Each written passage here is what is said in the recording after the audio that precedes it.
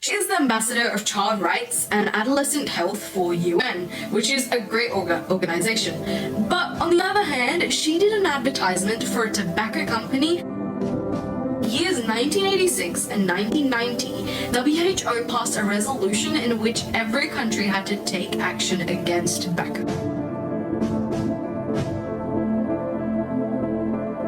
Company used the same name and logo to promote a line of clothing and accessories.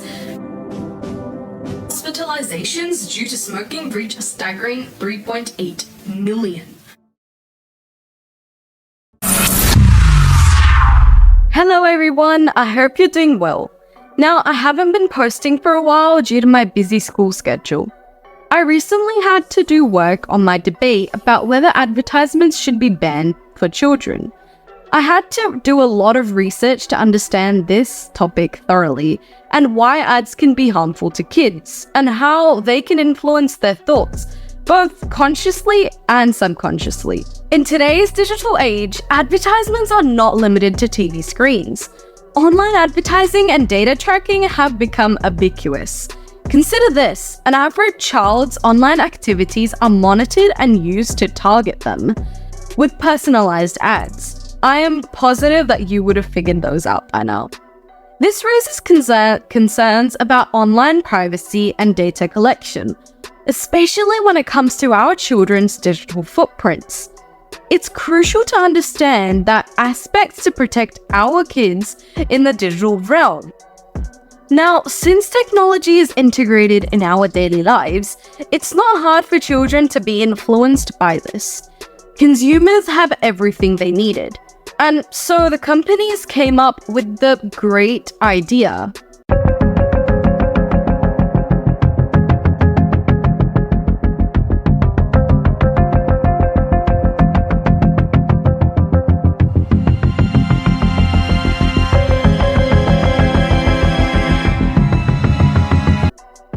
The great idea to persuade people that they need more things, even things that we didn't know we needed. And nowadays, companies are studying our brain to get you to keep buying more and more. This is called neuromarketing. Companies know us more than we know ourselves. Scary, isn't it? Brands do not exist in the actual physical world, if you think about it, just in consumers' minds, like you and me. Using research, time, and money, companies grab a pretty good grasp of what we might buy, what we will buy, and with a little bit of pushing, we will love. All that using psychology and behavioral economics. But first, we need to know the history of advertisements. The history of advertising spans a millennia, originating in ancient civilizations like Egypt and Greece, with early forms of product promotion dating back to the advent of printing press in the 15th century, and the Industrial Revolution, of course, in the 18th to 19th century, which brought significant advancements, including the rise of advertising agencies and the use of newspapers and magazines. The 20th century saw advertising evolve with radio and television, shaping modern consumer culture, basically how we buy stuff. In the digital age, the internet and technology have revolutionized, as I have talked many times about. Once again, with online, social media, and targeted advertising becoming key strategies. Throughout its history, advertising has aimed to inform, persuade, create awareness, and increase sales. And so, of course, serving as a vital tool for businesses to reach consumers worldwide. In order to get more consumers and customers, the best result was to actually try the technique of celebrity endorsements, which is why many Bollywood and Hollywood celebrities promote unhealthy and unsafe lifestyles for just some money, which I'm sure they already have lots of, so that's a bit confusing right there. some Bollywood stars, specifically Priyanka Chopra Jonas, she is the ambassador of child rights and adolescent health for UN, which is a great organization. But on the other hand, she did an advertisement for a tobacco company, knowing that many children and adolescents would have seen that ad, and all for some money. Which raises a question, why, if she already had loads of money? Not only India, but Australia has many celebrities that promote bad stuff too. For example, Paul Hogan, the Australian actor and comedian known for his role in the Crocodile Dundee film series, endorsed Winfield cigarettes in advertisements during the 1970s and 1980s. Second is Kylie Minogue. The internationally renowned Australian singer and actress appeared in advertising campaigns for brands like Benson and Hedges cigarettes earlier in her career. However, she distanced herself from tobacco endorsements later. Shane Warne, the former Australian cricketer, endorsed various tobacco brands during his cricket career, but later quit smoking and became an advocate against it. Fourth is Liam Hemsworth. The Australian actor has appeared in alcohol advertisements such as his endorsement of a whiskey brand. Not only Australia, but America has many celebrities that promote bad stuff too. For example, tobacco endorsements. The first actor is John Wayne. The iconic American actor endorsed Camel cigarettes in print advertisements, which were quite popular back then in the mid-20th century. The second one is Fred Astaire. The legendary dancer and actor appeared in advertising campaigns for Chesterfield cigarettes in the 1950s. The third one is Humphrey Bogart.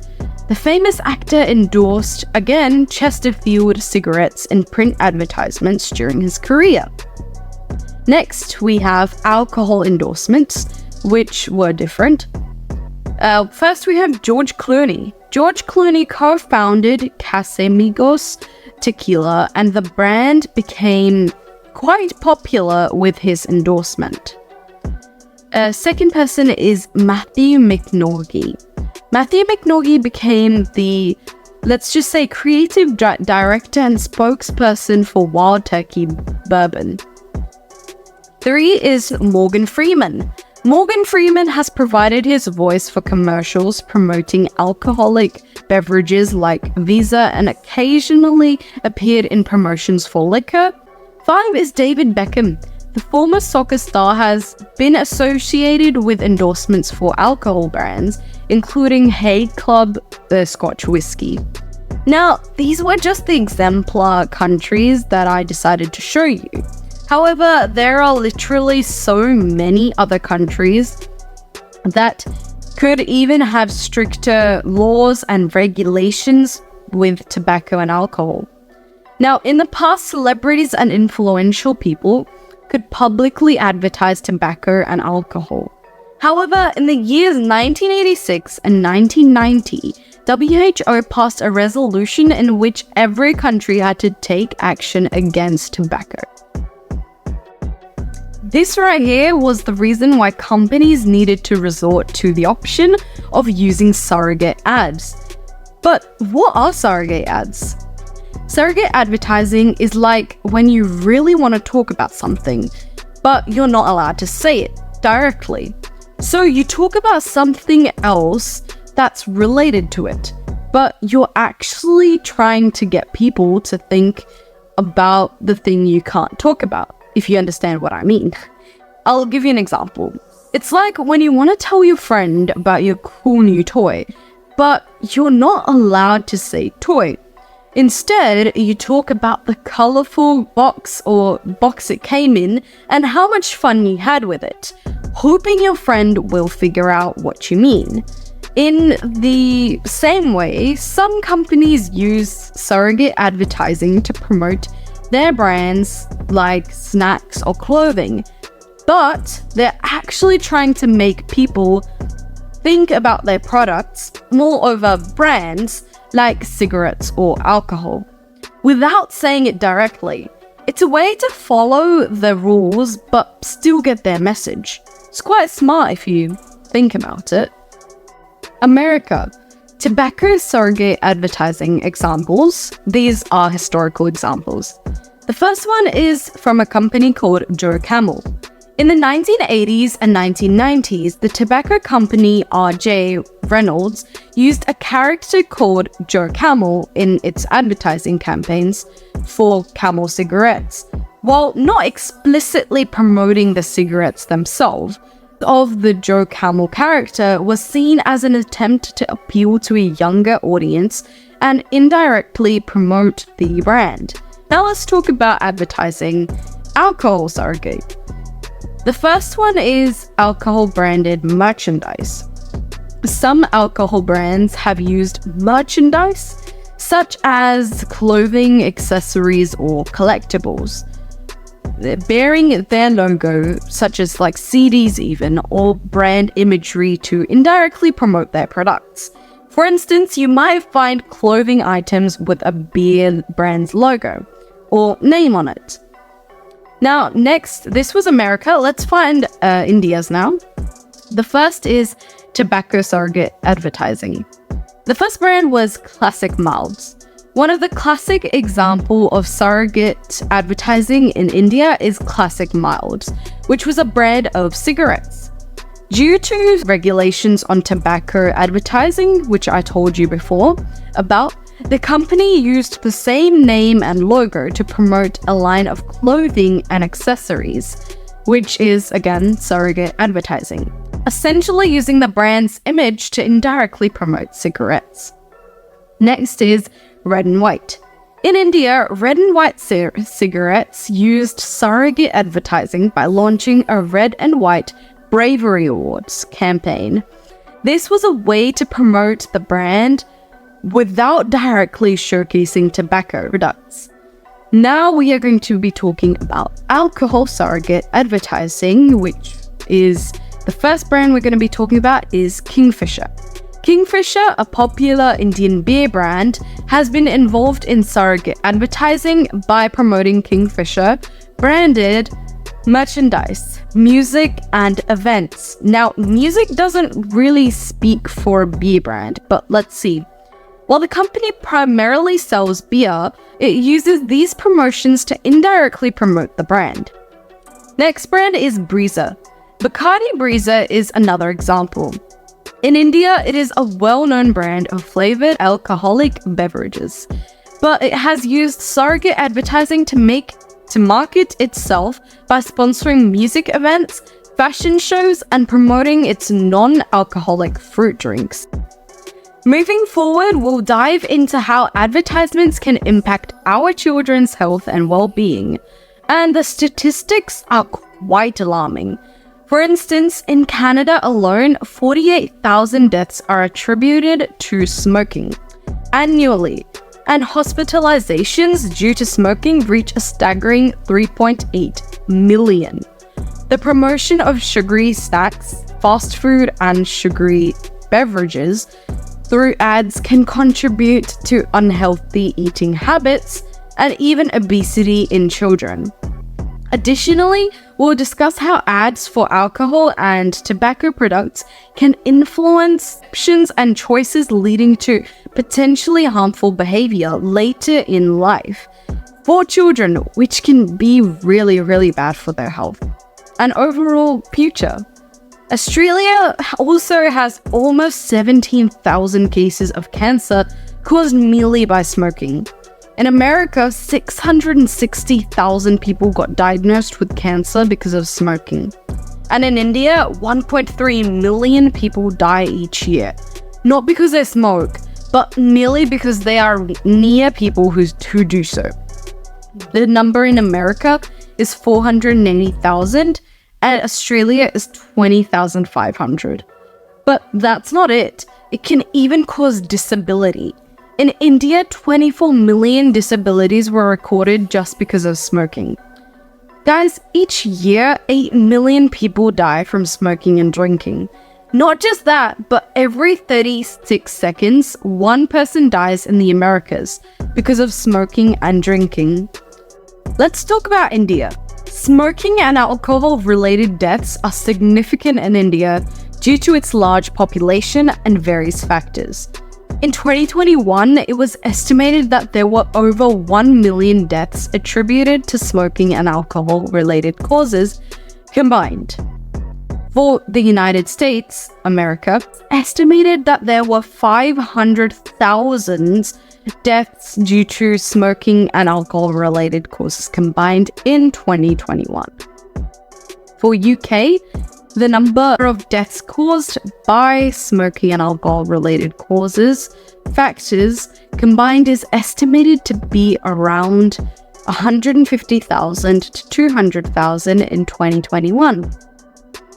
And the same number for New Zealand, for smoking and alcohol-related causes combined, is estimated to be around 5,000 just to 6,000 in 2021, remembering that New Zealand has a small population. And in Australia, the number of deaths attributed to smoking and alcohol-related causes combined is estimated to be around 20,000 to 25,000 in 2021. And can you believe that alcohol advertisements are actually not banned in Australia? I wonder what the reason for this is. From this, you could probably see that specifically in India, smoking is a huge problem.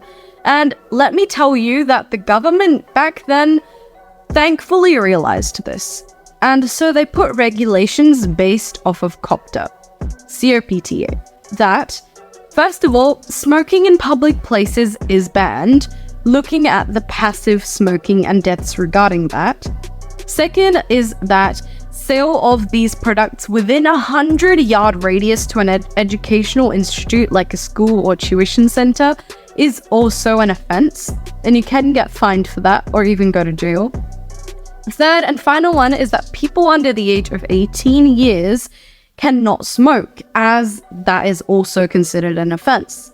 Now, India's population is 1.3 billion. However, in millions, it's 1,435 million. And I've given you the data that 1.3 million people in India die each year. Not because they smoke themselves, but because they are around people who do so. Now, according to The Hindu, more than 7 million people die each year because of direct smoking, past New Zealand's population, which means more than New Zealand's population dies in India each year because of smoking. Now, the power of persuasion is like having a set of skills and techniques that help you influence people's thoughts, decisions, and actions. It's about using convincing arguments, logical reasoning, and emotional appeal to make your point effective. For example, if you're trying to convince your classmate to support a particular cause, you wouldn't just say you should join this cause. Instead, you'd provide strong evidence, share compelling stories or anecdotes, and use persuasive language to make them see the importance of your cause.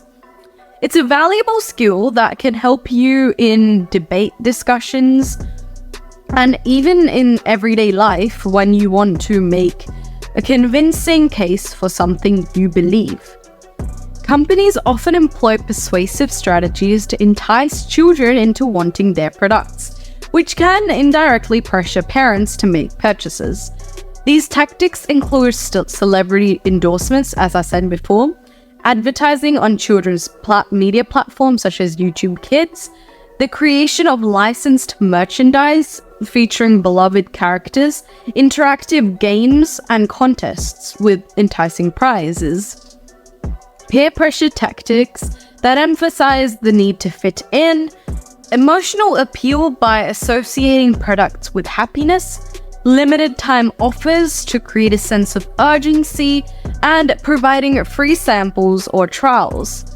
For instance, using popular characters like Elsa from Frozen or Harry Potter can make merchandise more appealing to children.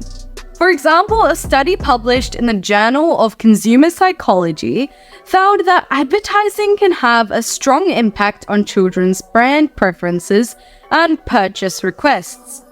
Children who were exposed to advertising for specific products were more likely to request those products from their parents. This is just mere evidence that advertisements have a huge impact on children, especially since their minds are so fragile. Moreover, the Federal Trade Commission, FTC, has conducted research on the influence of advertising on children. They have conducted and found that advertising can significantly, not just a little bit, but significantly affect children's knowledge of products and their preferences, leading to increased requests for those products, which means that children aren't even allowed to think on their own anymore. Impact on self-image. Advertisements can have a profound impact on the way children, especially teenagers, perceive themselves and others around them. They often portray idolized beauty standards that can lead young individuals to question and, at times, even obsess over their appearance. This can create a toxic cycle of unrealistic expectations, potentially leading to self-esteem issues and body image concerns. It's crucial to encourage critical thinking and media literacy among young consumers and challenge those harmful aspects of advertising. This is why media literacy matters. Picture this: you're watching TV or scrolling through social media, and boom, there's a super cool ad for the latest gadget or a yummy snack. It looks awesome, right? But here's the catch.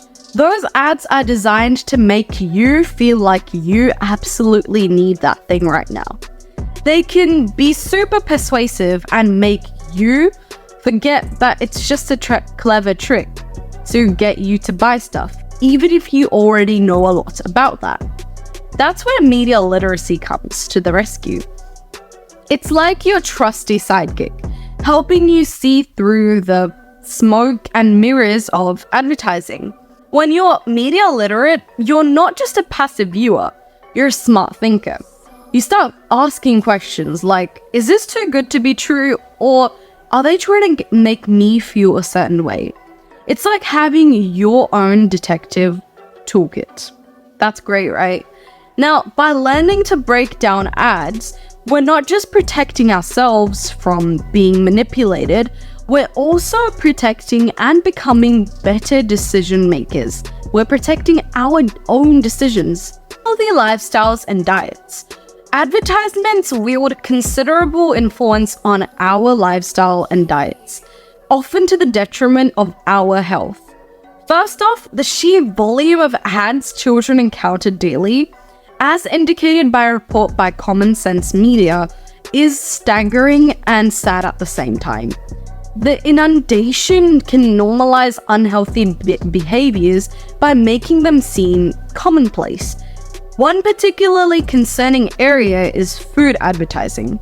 A study by the American Academy of Pediatrics reveals that children exposed to food ads are more likely to adopt unhealthy habits and even face an increased risk of obesity. These ads tend to promote high-calorie, low-nutrient foods that can lead to long-term health issues.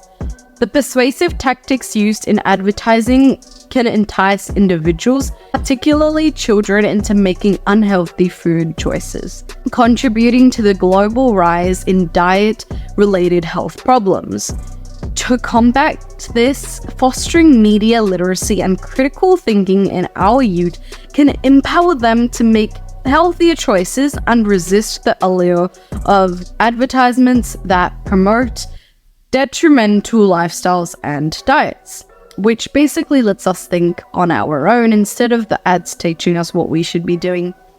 In conclusion, advertising wields significant influence, especially over children, and it comes with both positive and negative consequences.